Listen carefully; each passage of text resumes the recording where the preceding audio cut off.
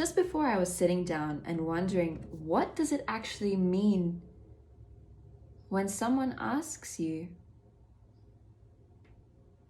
to just be yourself? Just be yourself. Have you ever been given the piece of advice to just be yourself? Just be yourself. Just be authentic. Authenticity is something I talk about a lot, as you would have seen on my profile, and it's something that I think is the biggest topic at the moment when it comes to personal development, growth, enhancement, and elevating consciousness.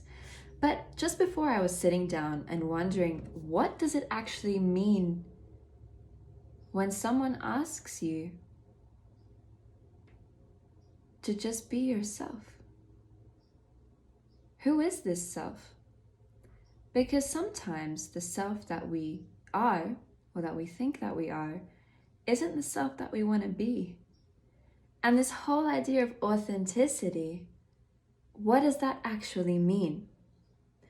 And I was reflecting on my process and thinking about the last few years where the majority of my career, which means my everyday life, the thing that I devote the most time to, which I am passionate about, but sometimes our passions, our dreams, our goals come with some consequences if we're not careful of them. And one of those consequences for me, to be honest, was losing myself, focusing so much on improving myself that at some point those little steps, those little, seemingly little things, for example, being too focused on how many clicks a video is going to get. So instead of expressing myself authentically, I spent so much of my creative energy on the title of a catchy, captivating title for a YouTube video. And then that became my standard. And I thought that I was improving myself. And that led on to focusing on how I was perceived, creating content that wasn't for me, but every single time thinking, what do others want to see? So I began losing myself when I thought I was improving myself. And especially as creatives, or in whatever we do, we constantly want to grow, right? So we set these standards for ourselves and we think we're improving. So the question I ask you to consider, are you improving yourself or are you losing yourself? Because improvement and growth doesn't have to come at the cost of carrying shadows, masking yourself to appease others, to be more palatable for what you think other people want to see, for numbers, to become scalable. The magnitude of your message, your heart, and your mission cannot be put on a single scale or on a spreadsheet. And I was looking at some pictures before on my Instagram, and I felt really ashamed of myself. I say that word, but I don't think I am ashamed of myself. It's a part of my growth. But every photo, the amount of times I tightened the belt around myself when I should have been loosening it, the amount of times I unconsciously picked clothing that would continuously categorize me, that would put me tighter, not only physically but metaphorically, into a box of what I thought others wanted to see.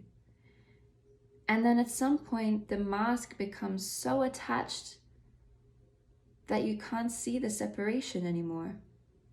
So I come back to this question of, well, when someone asks just to be yourself, just be authentic, what does that mean? And so for me, I've determined it starts with awareness, perspective, that I get to reflect, I get to see that myself, my construct of myself, is made up of a diverse set of categories, of things. It is made up of values that have been instilled in me, choices, experiences, education, conversations, my culture, my society, my languages, my family. And I get to then choose. I get to be aware of that, and I get to choose. Who do I want to be? How do I envision myself? What does loving myself look like to me? What does loving others look like to me? And being natural instead of trying to copy a predated mold of how somewhere along the way I picked up the idea that I need to be like.